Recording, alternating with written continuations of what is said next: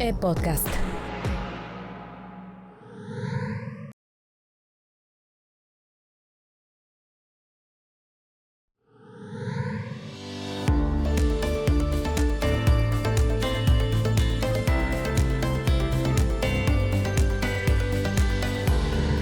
Hola de nuevo y muy bienvenidos a esta temporada He for She in Health. En Medicina con M de Mujer hemos hablado durante muchos episodios de las mujeres que tienen un papel relevante en el sector salud, en los diferentes ejes a los que siempre nos referimos. Y en esta temporada de He for She in Health decidimos sumarnos a este movimiento planteado por las Naciones Unidas para hablar de los hombres que trabajan en el sector salud por la salud de las mujeres.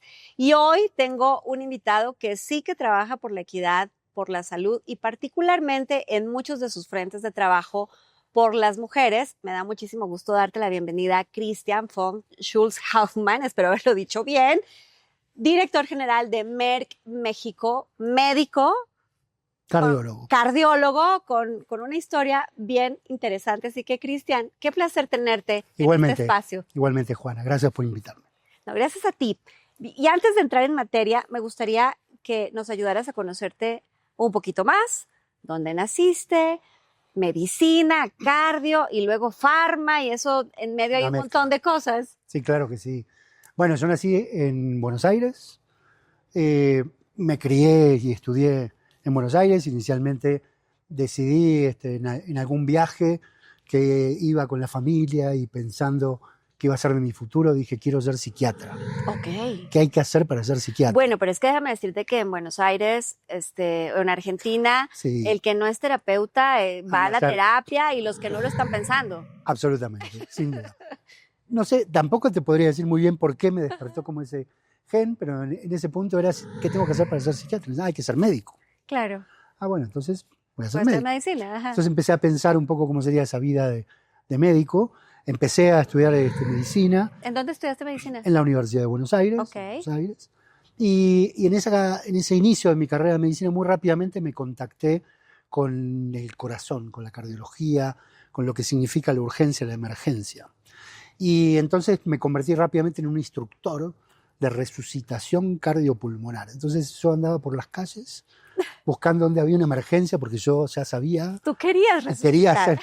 Quería hacer algo, por lo menos atender a esa primera fase de la emergencia. Entonces, la verdad que en ese primer año haciendo esto, me resultó apasionante y de ahí en más rápidamente dejé mi carrera de psiquiatría para dedicarme a la cardiología y así pasé gran parte de mi vida en la formación de pregrado, trabajando en áreas de emergencia en otros lados, porque era muy curioso sobre eso y me encantaba seguir a tratar de tener la experiencia mientras estudiaba, así que trabajaba en sistemas de emergencia, básicamente en todo lo que pudiera hacer y me apasionó.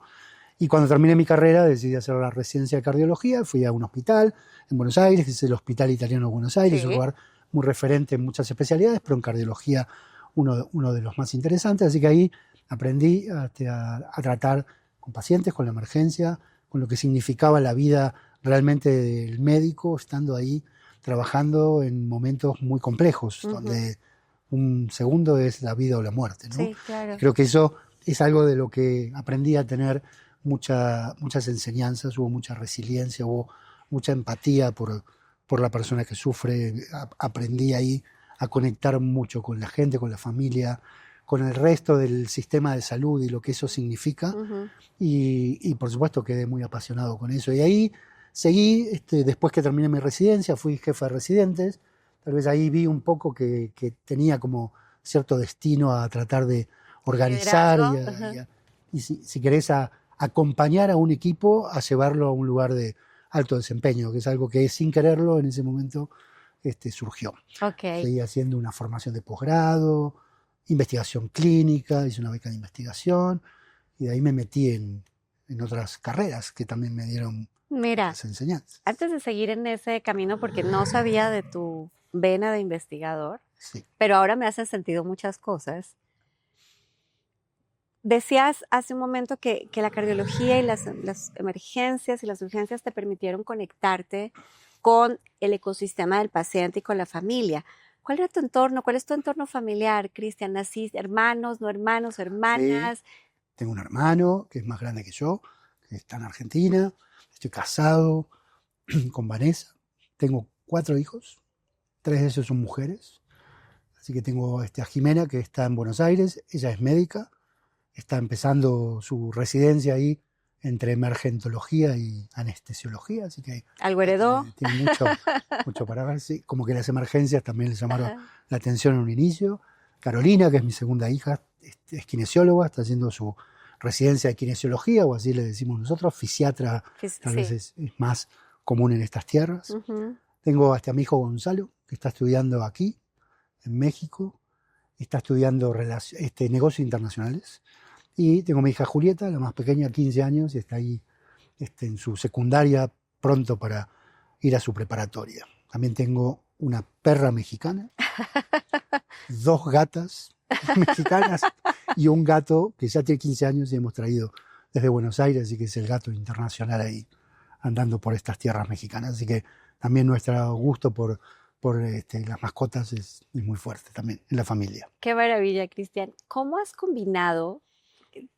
Sobra decir que la vida de los profesionales de la salud, particularmente en medicina, y luego cuando entran a hacer su especialidad, y ahora me estás diciendo que hiciste investigación, requiere muchas horas de trabajo y no es tan fácil mantener este entorno familiar y dedicarle la atención necesaria a ambas cosas. Es difícil, sin duda, seguramente nunca es suficiente, Ujú. pero también hay que compartir tiempo de calidad en el tiempo que a uno le toca. Por supuesto, hay muchos sacrificios en la vida del profesional de la salud, de cualquiera de esos, en todas sus ramas, y sobre todo eso implica mucho trabajo de la noche, trabajo del fin de semana.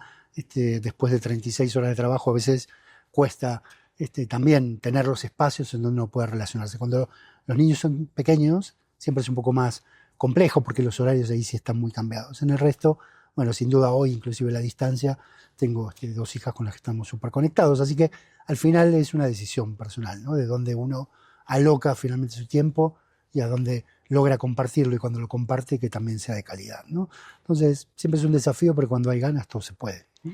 Déjame preguntarte algo que me genera mucha curiosidad, porque en este espacio he entrevistado, salvo hasta ahora, mujeres. Y entre nosotras, sobre todo entre las que tienen hijos, la culpa es muy común, ¿no? Entonces, las mujeres en el mundo corporativo tienen culpa porque se fueron de viaje, porque se perdieron el festival de la escuela, porque no tienen tiempo suficiente en casa, pero hablando con tus colegas, hombres de diferentes sectores, la culpa no es tan común. ¿Tú cómo lo ves? Bueno, lo primero que te voy a decir es que he tratado de estar presente en todo aquel En todo acto lo que has escolar, podido. Ajá. de cualquier forma, ¿no? De la mejor manera. Pero bueno, por supuesto, también hay momentos de la carrera donde uno no lo puede hacer, hay momentos que los tiempos son más fáciles de manejar.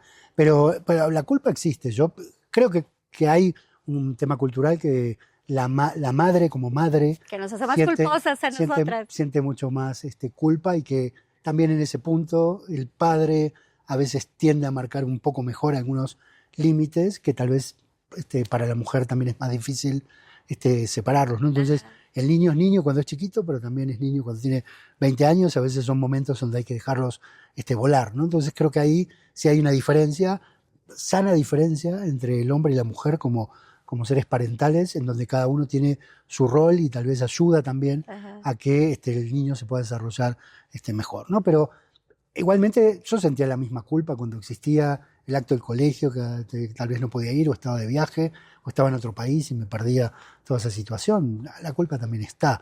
Sí está claro que tal vez la mujer lo siente como una falla más personal.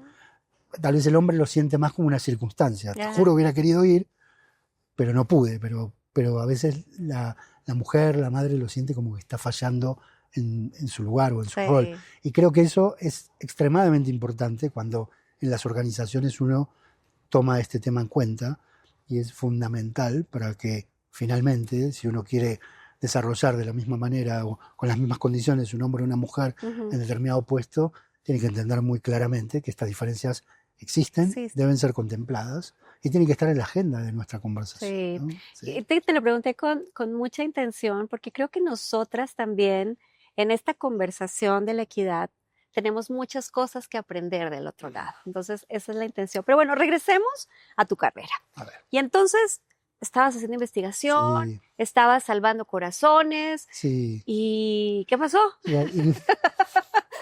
Y entonces empecé a hacer una maestría Ajá, de Economía de la Salud y de Salud Pública, una maestría que se hacía en conjunto entre la Universidad de Harvard y la Universidad de Buenos Aires.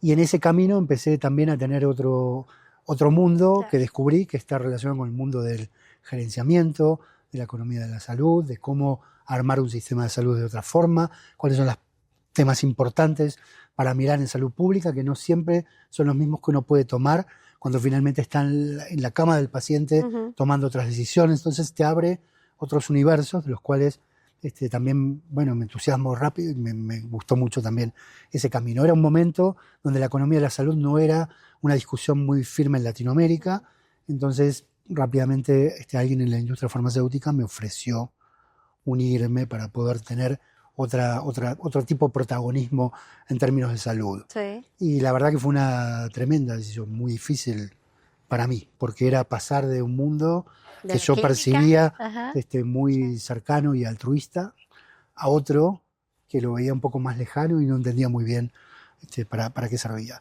Pero lo que suele pasar con mucha gente, que cuando uno ingresa a un mundo de estas Sí. características puede entender que hay otra forma de influir en la sociedad desde el punto de vista de la salud.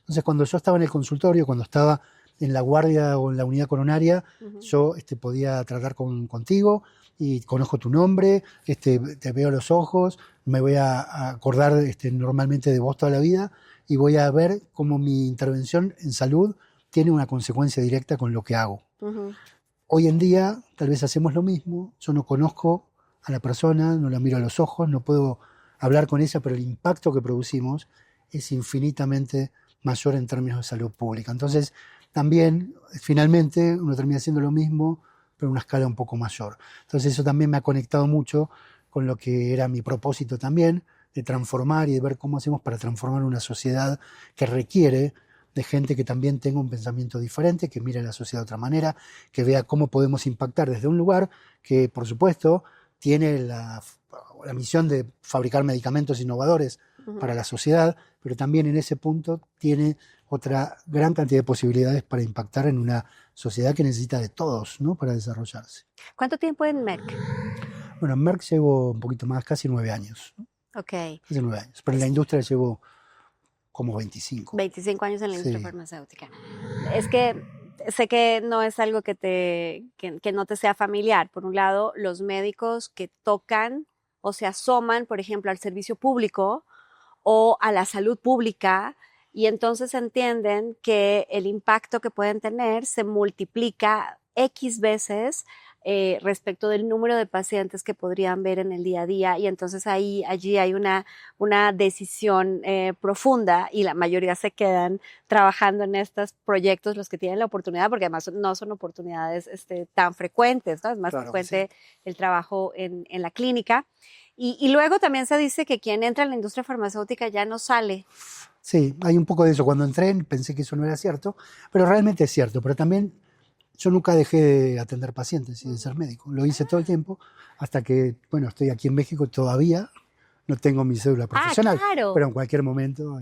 O sea, Sí, o hasta que sea, estuviste en sí, Argentina seguiste sí, viendo, pero qué importante, porque, sí, porque entonces no pierdes esa otra sensibilidad y la totalmente. combinación es explosiva. No, es que me parece que además hay un aprendizaje constante Sí. en esto de lo que uno hace y yo creo que el médico sí nunca deja de ser médico en toda su vida, ¿no? Entonces, hoy por hoy, si estuviéramos en una reunión social y alguien tiene una emergencia, me vas a ver primero corriendo a mí Claro, para ir a atenderlo claro. y que es un reflejo que, bueno, que siempre voy a tener y eso nunca se pierde. Ujú. Entonces, tener ese contacto con la gente, con el paciente, recarga mucha energía y además también da un viso de realidad, ¿no? Uno en muchas oficinas corporativas se termina diseñando lo que va a pasar con tal medicamento o a quién va a afectar o cómo lo van a tomar, pero bueno, verlo Sí, y estar presente todo el tiempo con quien lo hace, quién es el sí. usuario, que entender sus problemas, entender sus necesidades, te da muchas más herramientas también para trabajar, ¿no? Hay cosas que son imposibles de practicar y que uno no se da cuenta, salvo que esté en el campo y lo pueda ver. Entonces también eso genera mucha riqueza intelectual, ¿no?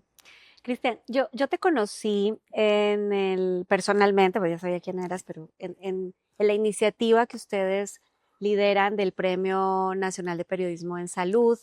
eh, y, y desde que te descubrí en tus intervenciones y en tus maneras de abordar las iniciativas, encontré a alguien que seguramente sí cumple con los objetivos de la compañía, pero que tiene una mirada mucho más amplia de todo lo que es necesario hacer en salud y cómo desde las herramientas que tienes como líder de una compañía tan relevante, pues puedes poner al servicio del sector.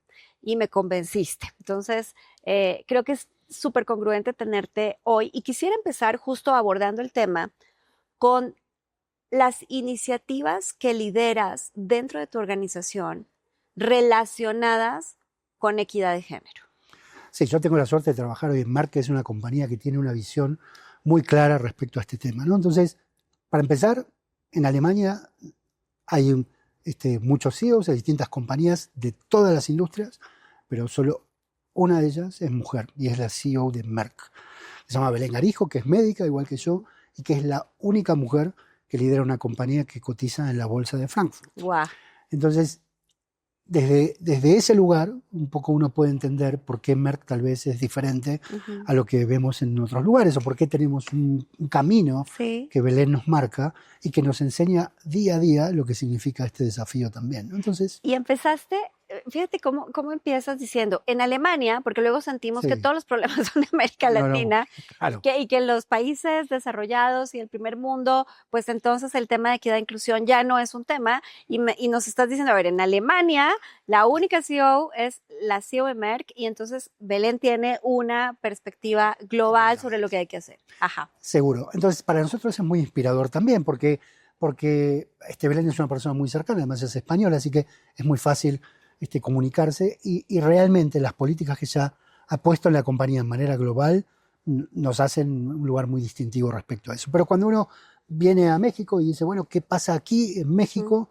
Creo que tenemos un tema que requiere mucho trabajo y mucha dedicación de nuestra parte, pero por suerte estos trabajos nunca se hacen solos, ¿no? Entonces tengo un equipo directivo que es muy diverso y en el equipo directivo la mitad de nuestras directoras son mujeres, claramente, ¿no? Entonces esa mirada de gran diversidad nos hace muy ricos a la hora de generar determinadas políticas, que son políticas que finalmente permean hacia los demás empleados y generan un clima básicamente donde la mujer tiene todas las posibilidades de desarrollo, que finalmente es lo que todos queremos, ¿no? Que finalmente el hombre y la mujer tengan posibilidades iguales de desarrollo. En ese punto tenemos un grupo de mujeres, siempre hay una mujer representando a México dentro de la organización, tanto interno como externamente. Tenemos normalmente un gerente o directora que termina siendo nuestra mujer que lidera las iniciativas que son especialmente para mujeres, y ella trabaja muy de cerca siempre con Diana en Recursos Humanos y conmigo como director general para tratar de ver cómo ponemos en práctica estas políticas. Finalmente, las políticas requieren de mucho trabajo interno, de mucha comunicación. Yo creo que el secreto básicamente es de que toda la organización tenga una formación tal que pueda liberarse de sus sesgos conscientes, pero lo más importante, los inconscientes, que terminen finalmente haciendo natural una situación como la que nosotros tenemos hoy. Y ahí me parece que hay mucho trabajo para hacer, que nunca termina, ¿no? Entonces, y nunca termina porque las organizaciones son dinámicas, porque los liderazgos también se van modificando, porque al final las empresas tienen, como por suerte tenemos en nuestro caso, la posibilidad de que nuestros talentos internos sigan creciendo o inclusive salgan de México y puedan tener experiencias internacionales, cambian por otros y esa rotación también genera la necesidad permanente de estar trabajando sobre este mismo tema. Más en un país en el cual, como refleja el foco latinoamericano en general, tenemos todavía mucho trabajo por hacer. Entonces, uno puede hacer lo que hace la empresa, pero tiene que ver qué tanto también desde la empresa puede transformar lo que significa el entorno donde nosotros trabajamos. Porque mirarlo en nuestro ámbito, podemos tener una muy linda empresa, pero nosotros queremos tener un muy lindo país en términos de equidad. Fíjate, cómo me gusta lo que acabas de decir, porque algunas organizaciones dicen, ya, el año pasado ya trabajamos en equidad, ya hicimos la campaña, ya. ¿Cuál va a ser el tema de este año, no? Como que ya lo resolvimos y como Sí. que palomita. Y lo que tú estás diciendo es muy importante. Sí, nunca termina. Y la verdad es que nunca termina porque siempre tenemos que aprender en este diálogo lo que el otro necesita y cuál es la mirada del otro sobre las posibilidades que realmente uno les da. Cuando el plan lo diseña un hombre y piensa que yo voy a hacer un plan de capacitación para mi gente, para que finalmente mejoren sus capacidades para tener un mejor trabajo, entonces yo tal vez en mi oficina diseño un programa divino con la Universidad X, que es de 7 de la noche a 10 de la noche, de lunes a viernes. Entonces, digo, realmente le di la igualdad de oportunidades a la gente para esto. Entonces, Claro. digo, a veces errores tan tontos como esos ocurren porque finalmente no existen grupos realmente dedicados a entender en cada uno de los factores que nosotros tenemos que considerar cómo hacemos para que las oportunidades sean realmente iguales. Y eso se nos da gracias a ese diálogo muy sincero que nosotros podemos tener y en esos workshops que liderados por las mismas mujeres nos permiten entender un poco mejor la agenda del futuro. Cuando uno habla de la Agenda 2030 es para lograr esa equidad de género, pero hay un montón de cosas que hay que llevar al día a día para que eso realmente sea una realidad. Quien tiene niños chiquitos para cuidar, ¿cómo va a ser una formación de 7 a 10 de la noche en algún lugar si no requiere del apoyo de la empresa en otras circunstancias? ¿Qué felicidad tendría una madre que a las 8 de la mañana puede estar en el acto de su hijo sin tener esa culpa que me contabas antes, si finalmente para nosotros es igual el momento o la flexibilidad que uno puede tener en términos de horario hoy en día, e inclusive de sitio laboral para poder tomar las responsabilidades que uno quiere tener en este punto.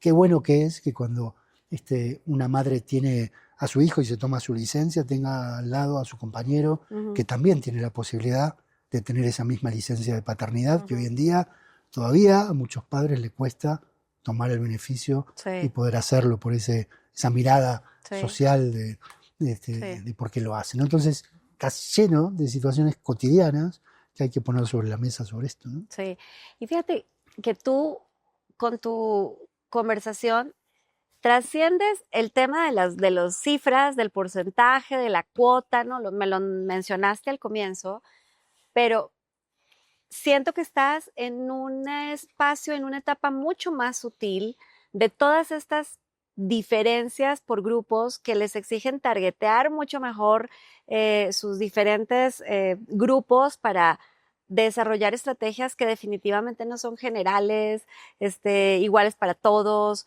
porque justo estamos hablando de cómo hacemos medidas más equitativas en el trabajo que tienen que ver con las diferencias y con el reconocimiento de esas diferencias. Que los resultados, finalmente, sea cual sea el resultado que uno mide de una empresa, sea donde sea, se compone de la satisfacción de la gente, que genera equipos de alto desempeño, que genera confianza entre los integrantes de un equipo directivo y que son el resultado natural de que los números acompañen lo que tengan que acompañar. Entonces, muchas veces se aborda el problema desde el otro lado, ¿no? Entonces, concentramos en los números, y los números están bien, el resto veremos. Y la verdad es, si los números están mal, hay que mirar para atrás y ver qué tipo de organización estamos construyendo, qué tipo de oportunidades le damos a los talentos, qué talento realmente estamos aprovechando para que funcione, qué igualdad de oportunidades damos en todos los aspectos, inclusive en los puestos de dirección, en los salarios, en que el salario sea igualitario en este punto, que hoy en día todavía, curiosamente, no lo es, y ahí el sesgo inconsciente juega mucho. Sí, pero por supuesto que tu liderazgo trasciende los muros de Merck. Y entonces tienen una serie de proyectos que están enfocados en equidad, que están enfocados en la salud de las mujeres, que están enfocados en las científicas, que no necesariamente tienen que ver con su trabajo farmacéutico, sino con un compromiso. Cuéntanos un poquito de estos proyectos, Cristian. Bueno, independientemente de todo lo que miramos hacia adentro, que tenemos una mirada muy fuerte con todas nuestras iniciativas, mi pensamiento particularmente es que si alguien realmente quiere trascender, tiene que transformar la sociedad en donde opera. Y que una empresa no puede solamente mirar hacia adentro y mirar cómo funciona sin mirar afuera. Y que realmente transformar la sociedad implica que los ejecutivos o empresarios se levanten cada mañana pensando qué puedo hacer hoy por la sociedad en la que me cobija Ujú, y no tanto qué puedo hacer hoy para que me vaya mejor a mí. ujú. Y si ese cambio se diera, es mucho más fuerte, tendríamos una sociedad mucho más igualitaria en general. Ahora, a mí me parece que hay cantidad de lugares donde podemos influir. Hemos hecho algunos temas que a mí me resultan muy gratos y que realmente me han llegado al corazón, ¿no? Uno de ellos fue entender que si bien hay desigualdad de género de por sí, Ujú, si hay un grupo claramente desprotegido, son las mujeres de la comunidad indígena. ujú. Y si además pienso desde ese lugar, su mandato social termina siendo ser madres, jóvenes, cuidar a la familia y quedarse en su comunidad. Entonces, de ahí a que alguien pueda lograr estudiar una carrera y que en esa carrera además le permita desarrollarse hacia adelante, es un tema que requiere de mucho apoyo en Sí. general, de una comunidad, de su propia familia. Entonces, quien lo ha logrado, para nosotros también es un punto en el cual tenemos que ver cómo podemos motivar a otras chicas que les permita estudiar y progresar sabiendo que esto es posible. Entonces generamos una convocatoria sobre científicas de origen indígena que compitieron entre ellas por un proyecto y elegimos 2 proyectos. No lo elegimos nosotros, fue un jurado independiente. Lo que hicimos nosotros fue facilitar finalmente que ellas 2 terminen pasando 3 meses en Alemania en un laboratorio de alta tecnología, con lo cual aparece un fenómeno muy interesante de fertilización cruzada, ¿no? Ellas trayendo todo su conocimiento de una comunidad de donde vienen y llevarlo a un lugar de alta tecnología, como es una universidad en Colonia, en Alemania, Wow. y ponerse a trabajar en proyectos de altísima tecnología en Alemania que van a poder traer con su conocimiento a México, porque esto genera un círculo muy virtuoso. Normalmente, quien se capacita en la comunidad indígena piensa qué le puede devolver a su comunidad. Ujú. Lo que aprende, lo trae de vuelta, y lo quiere traer y aplicar en su comunidad. Y además esa figura de una mujer resiliente que todo mandato social lo dejó atrás para llegar a donde llegó es tremendamente inspiradora para muchas otras. Claro. Entonces uno abre una puerta muy interesante para decir, yo querría ser como ella. Y ellas se inspiraron en su madre. Una de ellas tenía su madre que se dedicaba a traducir al español, el lenguaje indígena, de aquellos que a lo mejor eran acusados de delitos que no cometieron Ajá. y no tenían siquiera quien los entienda o quien los defienda. Ese liderazgo que su madre tuvo en ese punto le inspiró para tener un liderazgo desde otro lugar. Y hoy es médica, investigadora, y está trabajando en un medicamento natural para la hipertensión, ¿no? Entonces, ese proyecto nos generó gran satisfacción. Siempre que lo pienso, me da mucha emoción, pero por lo cual lo que hicimos fue escalarlo. Entonces, a partir de los próximos días, habrá una convocatoria nacional para que esta vez vayan 4 científicas que, auspiciado por la Embajada Alemana, Merck y la Secretaría de Ciencia, puedan llevar esta vez a más gente a un proyecto que espero que empezó y que continúe y que nunca termine y se multiplique, que además sea inspirador, ¿no? Para otros. Qué maravilla, porque claro, o sea, el tener role models es siempre importante, pero cuando son de tu propia comunidad, es que las posibilidades se incrementan y las mentes se abren y las opciones se vuelven infinitas. Y si ella pudo, ¿cómo no voy a poder ¿Cómo no yo, voy a no? poder yo? Ese es el Claro, punto. claro. Sí. Ahora, Cristian, además de estos proyectos sociales en los que están bien comprometidos, están las áreas terapéuticas, algunas de las cuales tienen un impacto particular en la salud femenina. Sí, claro. Uno de esos particularmente que afecta mucho más a mujeres que a hombres, Sí. aunque todos estamos pasibles de ser afectados, es el hipotiroidismo, ¿no? La deficiencia de hormona tiroidea Sí. que termina siendo extremadamente prevalente en las mujeres jóvenes. Ujú. Entonces, sobre eso requiere también un cuidado muy especial porque gran parte de los pacientes no conocen que tienen hipotiroidismo, entonces ahí hay un gran desafío de la salud pública para poder mostrar que esto es una enfermedad, que tiene su cura, que necesita un diagnóstico, que tiene sus síntomas que hay que conocerlos y sobre eso ir a tomar una intervención. Entonces, hoy en día, esa parte de la salud de la mujer es un tema de nuestro foco. Pero hay otros, como soy cardiólogo, también te quiero decir que nosotros como cardiólogos también tenemos cierto germen machista en algún punto. Entonces, durante mucho tiempo, la enfermedad cardiovascular de la Sí, sí, mujer sí. no fue tomada tan en No, cuenta no era como identificada los síntomas. absolutamente. Sí. Entonces, normalmente porque son más retadores los síntomas Ajá. que aparecen en la mujer, y normalmente uno dice, el hombre es el que tiene el riesgo, la mujer está protegida Sí. por sus ciclos menstruales, entonces ahí no hay un tema, pero finalmente lo que vemos nosotros hoy en día también es que la mujer requiere una mirada especial, porque el cuidado de la mujer y el corazón de la mujer es diferente, Sí. porque necesita otro tipo de atención, porque necesita otro tipo de cuidados de prevención, Sí. porque cuando la mujer tiene un problema cardiovascular, a veces es más grave que el que presenta en el hombre. Entonces, requiere también una atención muy particular. Así que ahí hay otro camino que en la salud de la mujer es muy importante. También hay otras enfermedades que son un poco más dramáticas o incapacitantes en algunos aspectos, como es la esclerosis múltiple, Sí. que también tiene un punto de prevalencia muy alta en mujeres jóvenes entre 20 y 40 años. Entonces ahí nosotros desarrollamos terapias innovadoras que le damos una solución muy interesante en estos casos, pero también nos conecta mucho también con ese mundo de la mujer y que nos permiten avanzar. Pero si hay algo básicamente que nosotros hacemos en salud femenina es, tenemos tratamientos para fertilidad, tenemos tratamientos para ayudar a aquellas parejas que no pueden concebir sin a lo mejor ayuda de algunas intervenciones terapéuticas. En ese punto hay un mundo de posibilidades por ahí, porque primero ayudamos al sueño de que sea madre, quien tal vez no lo puede ser por algunos factores que son normalmente de reemplazo hormonal. Pero también la planificación familiar hoy en día para una mujer que está en su carrera profesional, que quiere ser madre, pero tal vez no es el momento, entonces también puede congelar sus óvulos y hacerlo en el momento en que sienta que esto es el momento adecuado para ella.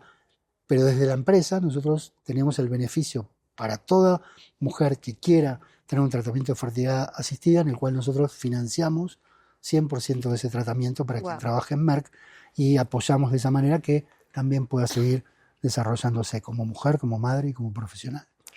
Bueno, creo que todos los que nos están escuchando y los que van a ver este podcast, les queda claro que estamos frente a un líder bastante integral en su responsabilidad social, Cristian, y en su responsabilidad de equidad. ¿Qué hacemos para tener más hombres liderando las iniciativas de equidad, inclusión, diversidad en todos los sectores? ¿Qué se necesita para que más colegas tuyos se comprometan como tú en estos ejes de acción? Yo creo que es un tema que naturalmente va permeando en la sociedad y que finalmente los líderes del futuro no veo que tengan estos problemas.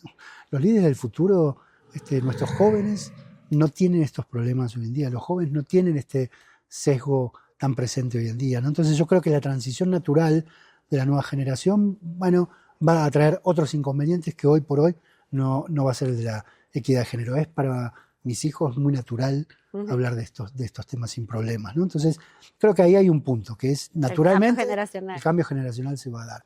Pero por otro lado, lo que yo sugiero a todo el mundo es sentarse, escuchar, ser empático con el otro y entender que nada mejor podemos tener nosotros como líderes en una empresa, o mujeres líderes en una empresa, la diversidad de todo tipo que uno lo pueda ver. En este caso está la diversidad de género, pero también está la diversidad de creencias, de preferencias sexuales, y sin duda todo ese paquete de diversidad no hace más que darnos a nosotros una visión mucho más rica de lo que podemos construir como sociedad. Entonces, quien no lo hace se lo pierde, ¿no? Acá no es una cuestión tanto también de convicción para el que tal vez todavía lo dude, pero el que no lo hace claramente se pierde una enorme oportunidad de tener consigo cantidad de mujeres líderes de las cuales todos los días uno aprende algo nuevo, ¿no? Donde hay una mirada muy diferente de la que el hombre tiene en mirar los problemas, en ver cómo solucionarlos, en general, en la mirada muchas veces de lo que el otro necesita, y sin duda nos saca mucha ventaja en ese punto. Entonces, hoy en día la salud, los médicos, los profesionales de la salud, la verdad que son en su mayoría mujeres, ¿no? Entonces está haciendo hoy en día la medicina una enfermedad que va a estar 100% liderada por mujeres. Una profesión liderada por mujeres. Una profesión, sí, liderada por mujeres, sí, totalmente, ¿no? Cristian, muchísimas gracias. Creo que todos hemos aprendido mucho de ti hoy y ha sido un placer escucharte con un poquito más de calma de todas estas iniciativas y de tu visión sobre cómo hacemos entre todos un mundo más justo. Muchísimas gracias. Gracias, Juana. Gracias a vos por el tiempo. Y a todos ustedes, yo creo que 2 mensajes muy claros. Vamos a escuchar más en las organizaciones y a ser empáticos con las diferencias. Esto es Medicina con M de Mujer en la temporada He for She in Health. Nos vemos en 15 días con otro personaje. Medicina con M de Mujer no es parte de un movimiento feminista. Medicina con M de Mujer es una forma de llegar a la población que hoy decide y gestiona la salud. Porque déjenme contarles que el 90% de las decisiones de todos los días de la salud, las medicinas, la farmacia, el médico, el hospital, las toman las mujeres y que incluso en enfermedades particularmente masculinas como el cáncer de próstata, en más del 75% de los casos son ellas las que toman la decisión de la primera cita. Así que si queremos hablar de salud, tenemos que hacer de las mujeres nuestras aliadas.